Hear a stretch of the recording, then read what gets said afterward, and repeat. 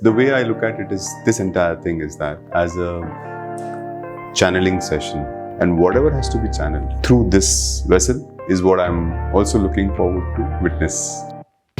So when the soul goes into the other realm, it kind of relaxes, takes a break, reviews the past life, and then sees what are the learnings that it can take from it.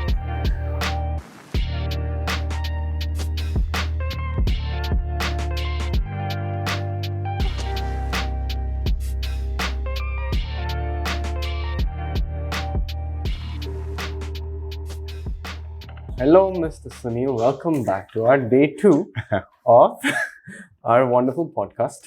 Right. And welcome back again. And I'm not even so sure if this will be day 2 in the video. I don't think it will be. Yeah. It's probably going to be a mix of everything. Yeah. This is a wonderful opportunity, I think, for both of us to show the world and show ourselves also what we have gained over the past however long years, and what the world can also gain from this. So for me, before I come to that, I think I'd like to ask you, how was your experience yesterday of this podcast or whatever we are going through right now? My experience has been utterly fulfilling and blissful. Right. I've been wanting to do this for a very long time. Right. And I also didn't have the complete confidence in the knowledge that I have, but with you, it's I know that it's like one-on-one. So I can, even if I go wrong, I know there's someone there who will guide me into the right direction. It's not just for me also; it's for everyone else. Right. Yeah. Yes. The way I look at it is this entire thing is that I look at it as a channeling session, wherein things that need to be channeled through you are being channeled through you, and the things that are being channeled through me are being channeled through me. And I'm, as much as I'm a participant in this process, I'm also a witness. Yeah. So I'm also witnessing and experiencing this, and I'm seeing how divinity is flowing beautifully. And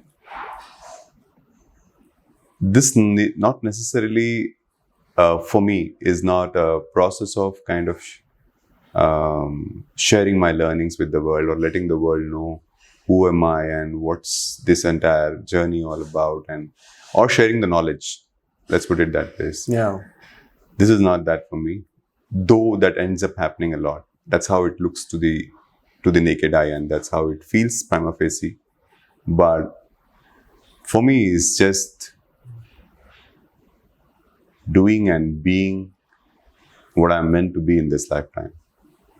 Right. Which is a channel. Which is being a channel. And all of us are channels, actually. It's not only me. Each of us have a calling in this lifetime to do what we want to do. We, the soul, right, wants to do. And when we follow the calling, automatically we are a channel, right? And that's which is what people nowadays call as the flow. Right. Yeah. You must have the flow state. The flow state, right? Yeah. I think it's a new term, but that's exactly what it is. Like, if you're doing what you love doing, and it only adds to your life, it adds to your state of beingness, it adds to your contentment and peace. So for me, I'm doing this for that. Wow. For just being myself and being a channel and facilitating whatever has to go through this. Wow. It's not that I'm, as you know, so I'm not aware of any of the questions that he has written. That's true. This is purely extempore. So there's no written speech around this. It's a free-willing discussion. And whatever has to be channeled through this vessel is what I'm also looking forward to witness. Oh, wow. Right. So how do you tap into this channel, the flow state? Yeah. Generally, the consensus is that the flow state is achieved when you're involved in an activity. But this is you just activating the flow state and then just being in it. I mean, that's the idea. It's like if you're a musician or a dancer, or you're writing something that you're completely consumed by an activity. That's when you get into the flow state, right? But you are into that state first, and then you get to the activity, which is very cool. It's actually very, and yeah, please, I want No, to go ahead, go ahead. I was actually just gonna say that this is some of the research I was doing on Right. meditation and Right. all of that. It sort of makes sense when you reach that super conscious state where you sort of let yourself be aware in a completely aware state, and the information or even the knowledge just flows through you. And is that the same state that you're channeling? No? No. Okay, so I'll share it. Please. You're right. You're bang on that when you're doing something which is your life's calling or purpose in this lifetime, right? Which is what is part of your soul's mission Yeah. to do, Yeah. then you automatically get into the flow state. What is called as the flow state, Yeah. wherein you lose the consciousness of time. Right. And while you're doing it, you just love it so much that it's like breathing. It's effortless. You don't need to put any effort in it. Like, I'll give you an example. My background is not from the digital space, right? I'm mostly a finance and a Right. technical. I'm not technical, but finance kind of background, right? Okay. So I've picked up all these digital skills in the last 2 years. I see. So this was not easy for me. This was like not fish taking to water. I see. Because that's not something I picked it up. I learned those skills because it's important for me to learn, right? So Right. while I was doing that, I was not in the state of flow, Right. right? So it's not that I'm in this state always, Okay. right? But while I'm doing this, You're in this that is state. something that this is something that enlivens me. You know that, right? We have had. Yeah. See, now the cameras are rolling, right? But you know that we have had several conversations Yeah. just for the pleasure of it, right? Yeah. I can spend hours with you or with anybody else. You've seen me doing it Yeah. just for the pleasure of Yeah. being a channel and facilitating this Yeah. Me too. journey Me of too. others, right? Yeah. So- That's the beauty of something that you really love doing. Yeah, And that is why this exactly. is so fulfilling for me too, as we were talking about yesterday. Yeah, I was thinking about what you said yesterday about the reason why I feel so fulfilled is because this is something this is what I'm meant to be doing in this moment, which is a very wonderful thing.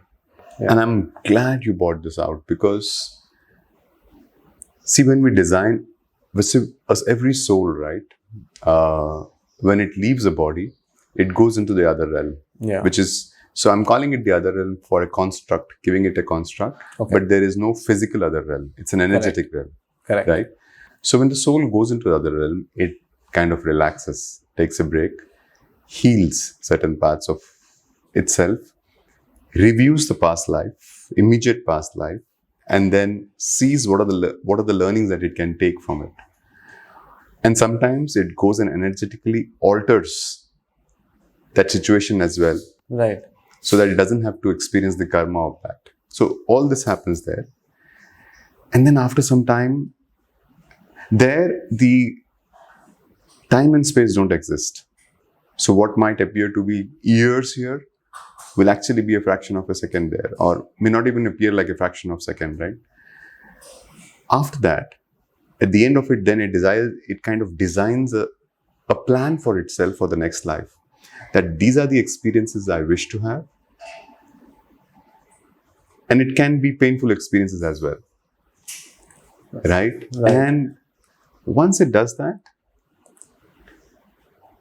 that's your life's plan. That's your soul plan.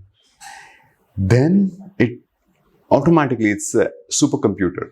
And the other souls who are wishing to experience other experiences. And mostly souls, there's a soul tribe. So souls travel together.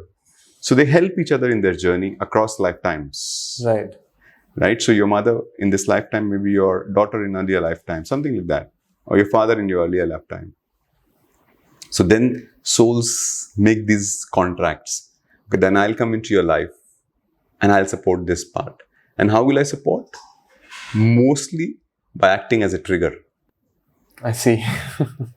Because when I'm acting as a trigger in your life, then it's an opportunity for you You need to realize there's something within you which is creating this. If you're in awareness, and if you have gone through this journey, you then realize it's something within you that's creating that. Then you go within yourself and identify it and work on your inner space to release it. That's how you move ahead in your journey.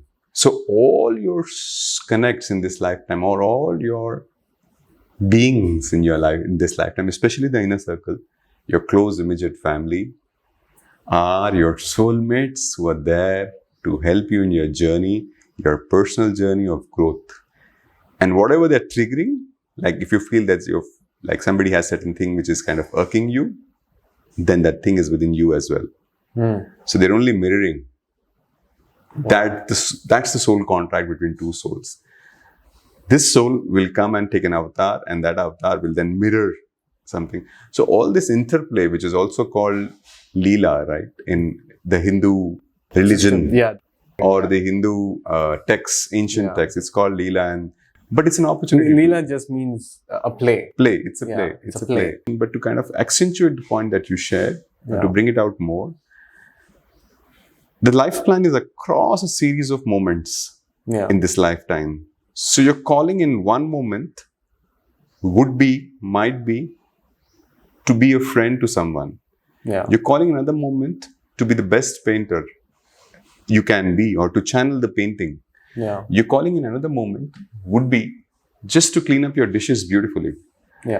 So your calling changes moment to moment. So if you're in touch with your inner voice every moment, then you've got this opportunity. And our second point, and you're willing to surrender to the one energy which is guiding you every moment, or which other people call it as your higher self, which is the one energy, which is the soul. If you're willing to surrender, your avatar and your mind is willing to surrender to that and follow the guidance. That's interesting. Then you're in the state of flow in that moment. Say you have this sort of calling, let's say, to become a painter, or like to channelize a painting.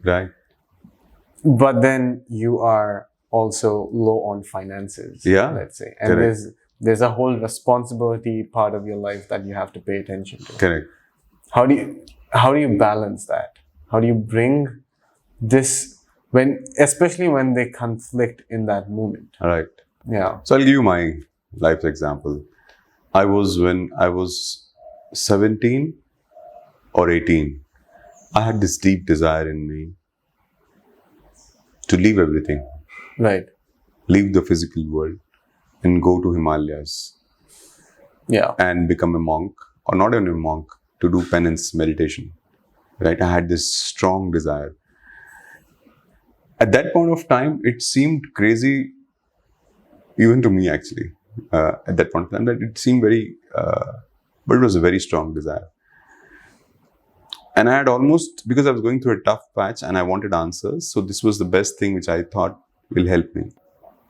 At that point, I was pursuing my CA, And the reason I took up CA, not because I liked commerce, I didn't even know what commerce was or what accounts was or economics was, but we're from a very low middle class background in India. And essentially that means that my family income or monthly income, I think in the year 2000, was around 10,000 rupees per month at that point of time.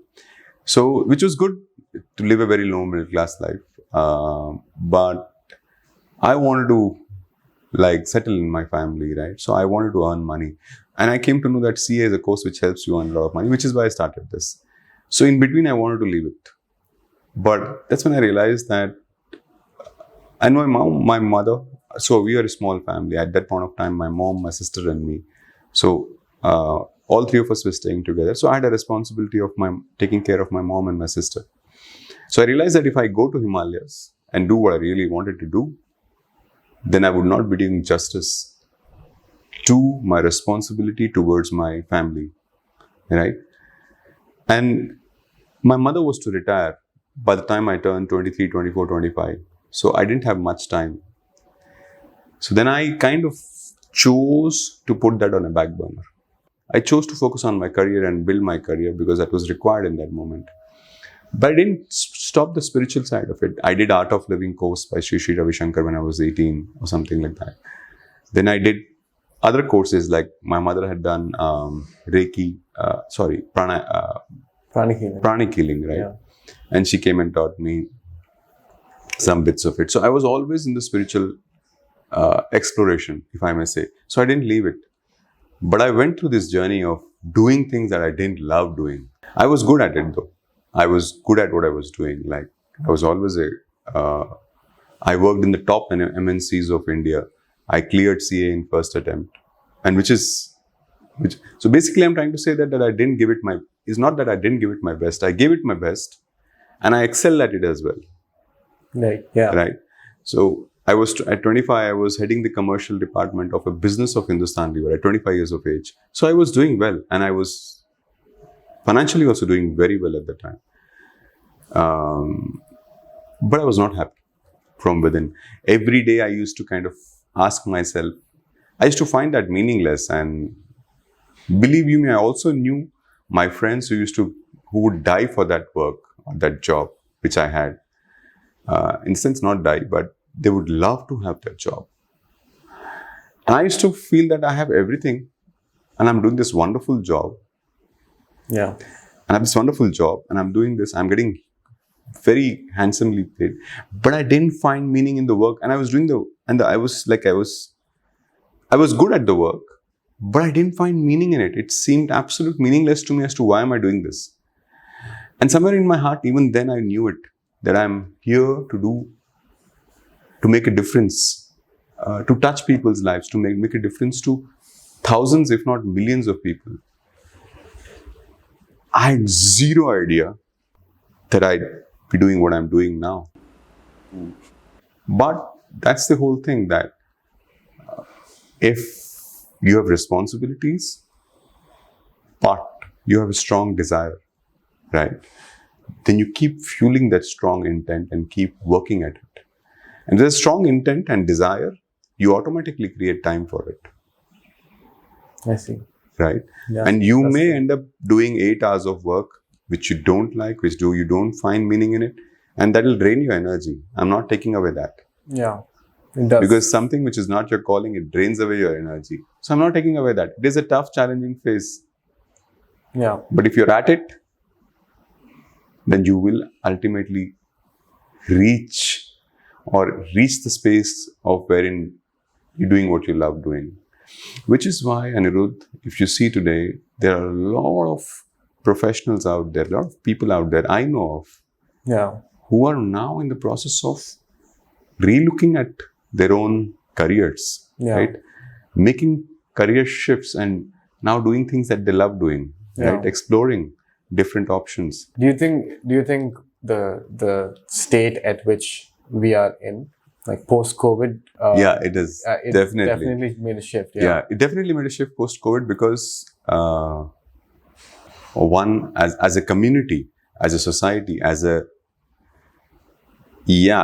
species, all of us saw and felt from a very close quarters the fragility of life. Yeah, that's true. And that kind of brought about a shift within us, urgent, not in all of us, but in like some of us, we realized that it can go away any moment. So it's better to do what you want to do right now, to can grab life at its... that's the right word.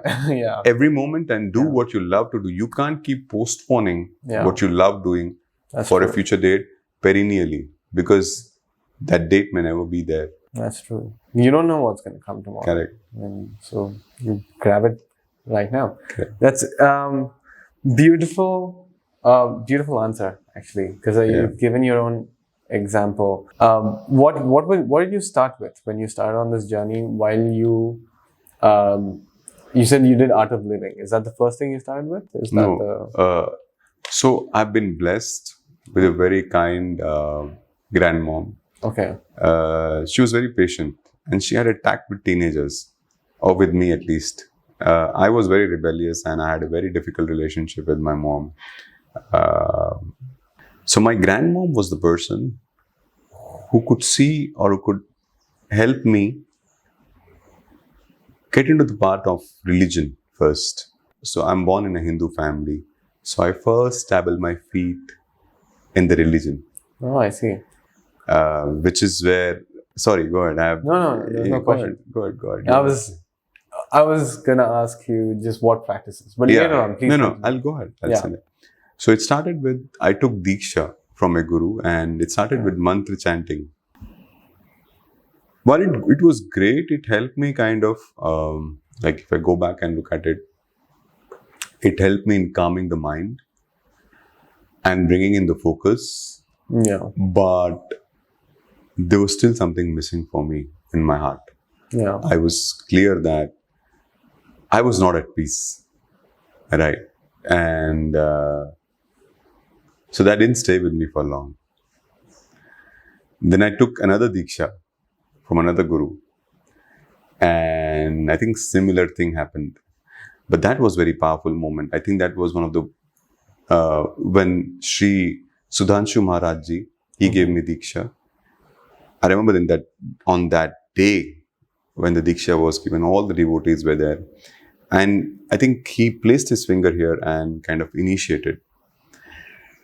I could see the flow of energy. Like I could experience the flow of energy completely. Like it was like kind of thing. What do you think was happening? Like So physiologically? he's a very powerful awakened being, right? So this awareness of energy was there right from childhood. For you. For you. Okay. For me. Okay. I didn't have words for it though. Okay. I didn't know it was called energy. Yeah. For me, it was a way of life, Interesting. right? I knew how this works. Subconsciously, I just knew it. Yeah. Right? There was no, the awareness was always there. Right. So for me, when he did this, I could see a shift in my energy, Right. pre and post that, Wow. right? And it was a moment of if I might say, as you used the word yesterday, awakening, I right? see. It was a moment of awakening for me. How old were you when this happened? I was 17, Okay. right? So it was not awakening in the sense of awakening of understanding how the world works, but a shift in energy that happened. And then I went deeper, straight. I started practicing the mantras, I went deeper. And that phase lasted for about 8 months. Okay. And though we take a vow to do it for life, Yeah. but I didn't end up doing it for life. And I was okay with it. I didn't Yeah. beat myself for it. Right. And I continued. Then came Art of Living, which Oh, was I a very powerful experience. Like that was. What did again you do in Art of Living? So what Art of Living, I've done the basic course of Art of Living. Okay. And what they do is that they teach you a very powerful. So first they go through breathing techniques, and which is pranayama, and then they teach you something which is very powerful and proprietary for Art of Living, which is called Sudarshan Kriya.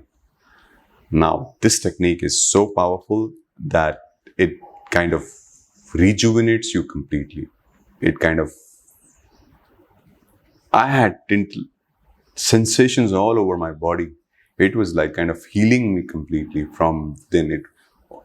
The energies were releasing like in, if I may use the word, tons and tons like that. And I used to feel totally like, even sometimes dipsy and drowsy. It was so powerful. Wow. And that phase lasted for some time. Then I left everything. I started focusing on my education, and then I left 18. And then I started working for CA, and then I left everything, and I then had, the next 10 years were rather difficult in the sense I was in a lot of in a depressed state, I guess. Even longer, I guess. And then last 7 years has been a very different journey altogether. It's been challenging, but it's very satisfying. Yeah. Hello, people. Hope you enjoyed the episode. There's more where that came from. We've done a whole series, 20 plus episodes, talking about various topics. There's a lot of escapism going on in today's life, and I just want to tell people that there is a way out of this. The best way is to clear your inner space. The best way to figure out what you want to do in life is to clear your inner space. If you really enjoyed what we're talking about, please like, comment, share, and subscribe. It would mean the world to me. and us. Thank you for watching, and see you in the next one. Do you love food? I love food. You love it. Do you love food? I'm sure you love food, right? There are different aspects to your food, right? There is salad, there is dessert, there is the main course, and whichever, right? And in different cultures, it's different. Yeah. Now, the beauty is that you don't say that I only want to have dessert, or you don't say I only want to have the salad, right? You start with the salad. Yeah. Then you have a main soup, and then you have a main course, and then you have a dessert. Whatever you feel connected with, and connected to, or attracted to, or attached, you start with that. True. And then go on to the next, and go on to the next. And all these gurus or facilitators, all the gurus, are mere channels of the one energy. That's true. Right? Yeah. So it's the one energy that's helping you through different forms. When I was looking for a guru and I did not find one, I rather thought it's okay. Let me look for the method. Let me find the techniques to actually, because it's my personal growth. So I have to focus on what I can do to better myself. Right. At the end of the day, I can't just keep searching for one person Right. that I can just be with and spend my whole life with. Right. So knowledge just comes from various things. Right. It's not even people. It's not even people. Sometimes it just comes, you look at like an object and you're like, oh, you know what, this you focus The on- awareness yeah, comes the in. awa- Yeah. Oh my god, whoa, what is that? Oh my god, I just stumbled upon gold mine.